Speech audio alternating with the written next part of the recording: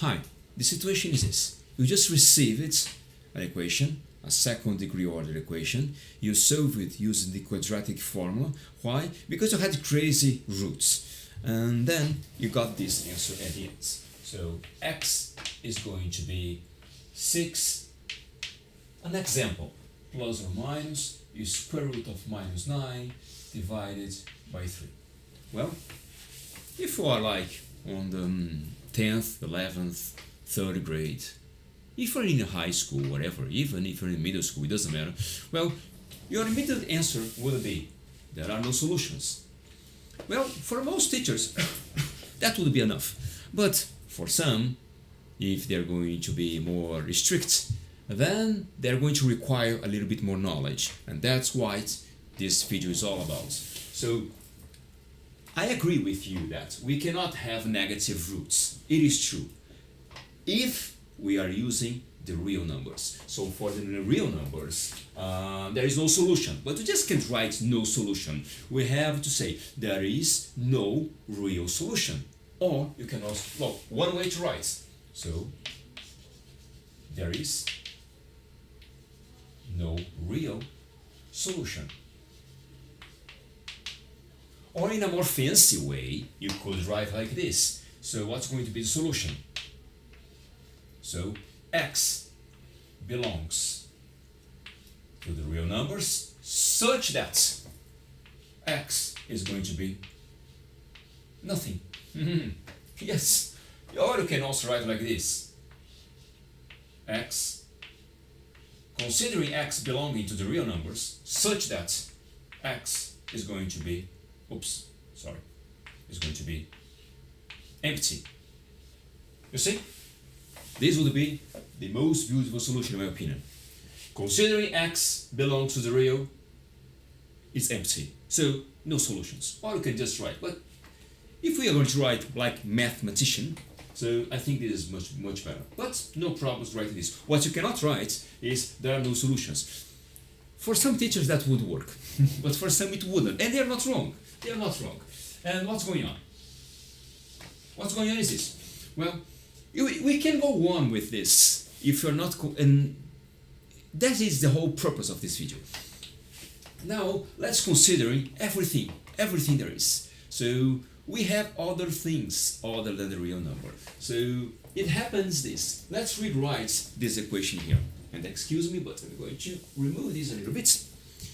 Now, let's go on. Plus or minus the square roots of, I'm going to separate the 9 times minus 1. Of course, so far, nothing new. Agree? Okay, let's go on. The 3 gets out. Agree? So it's going to be 6 plus or minus 3 is square root of minus 1 divided by 3. This is what? 2 plus or minus is square root of minus 1. And you think, no way, it doesn't exist, it's impossible. No, there is. There is a definition in math, and we define as I, right? I, this is here. Y is the square root of minus 1. Yes, and this is the imaginary number. That's why we have the I, you see? In opposite to the real number. So we have the real and the imaginary. And when we mix real and imaginary, we have the complex numbers. So far. So let's rewrite this. So the solution would be 2 plus or minus I. Okay. Now, something it's interesting. Whenever we are plotting on the real, here,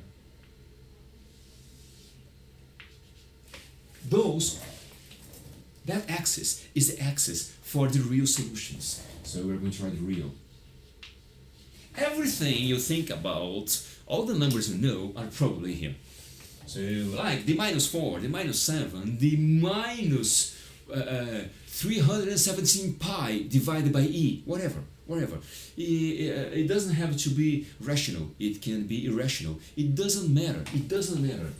all numbers are, you can find their position exactly on this axis. So this is going to be like 1, 2, 3, 4, so on. So 1, 2, 3. So pi, for instance, is here, right? This is where you would write pi. The E, I believe is 2.73. So also irrational, it doesn't matter, it's still here. The E, whatever, you name it. And what happens, this is the imaginary, that's right, I am from the imaginary. And those are the I's, you see.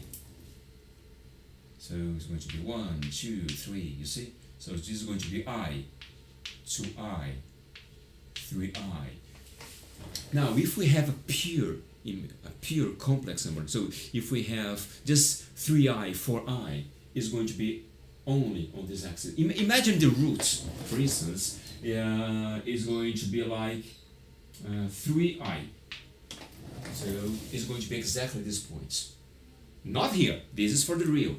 It's going to be exactly this point. But for this case, let's plot those numbers. 2 plus or minus I. So, and this is the imaginary part.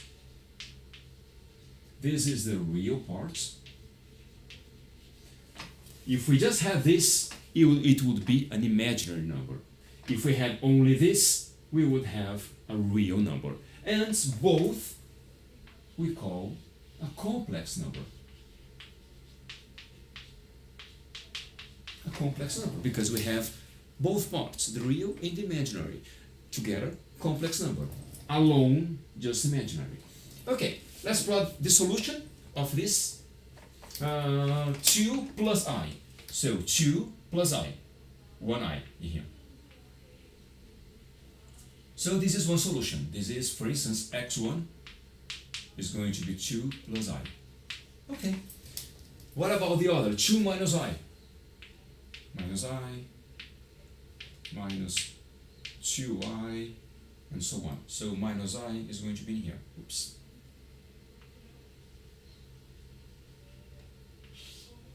So this is going to be the second solution, x2 is going to be 2 minus I. You see? That's it. So you see, next time you think about it, you have to understand that there is no problem when we have a negative inside this root. But then we're talking about a complex number.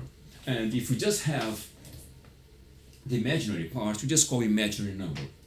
If we just have both, mix it just like in here, then we call a complex number. No problems? Okay. We could draw in here, like the Venn diagram. Just use this space, why not? So everything would be the complex numbers. The complex numbers are going to be divided into the real numbers, and we call it R, right? And the other part is going to be the imaginary numbers, we call IM.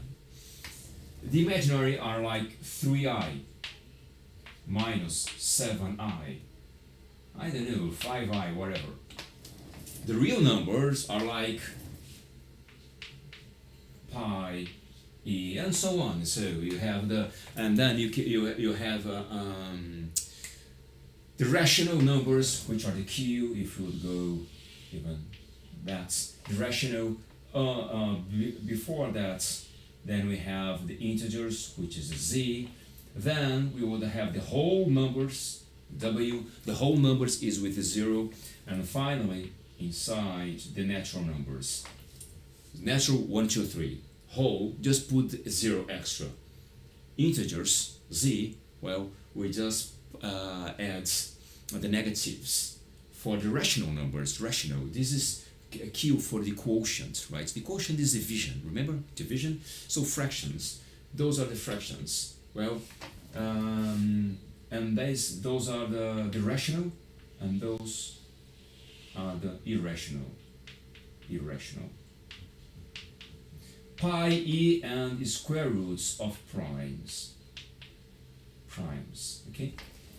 pi e and the square root of primes. All those, you can never write them as a fraction. That's why they are not irrational. And everything are real numbers, but all of those you can plot in here because they are all real. It doesn't matter if they are going to be rational or if they are going to be rational. You can plot them in here. All the imaginary numbers you can plot exactly in here, in the y-axis. And if we have the mix, for instance, like this one, 2 plus I, we have a little bit of this world and a little bit of this world, and this is the complex numbers. And the complex numbers is going to be plotted in here, in this area, or in here. You see, everything. You see? I hope you have enjoyed. It's something different for to some, but I think it's worth mentioning it, and it's pretty handy eventually. So thank you very much. Have a wonderful day. Remember to subscribe if you enjoy this, and check other videos. And of course, comment as free as you want. Have a wonderful day and a lovely week. Thank you. Bye bye.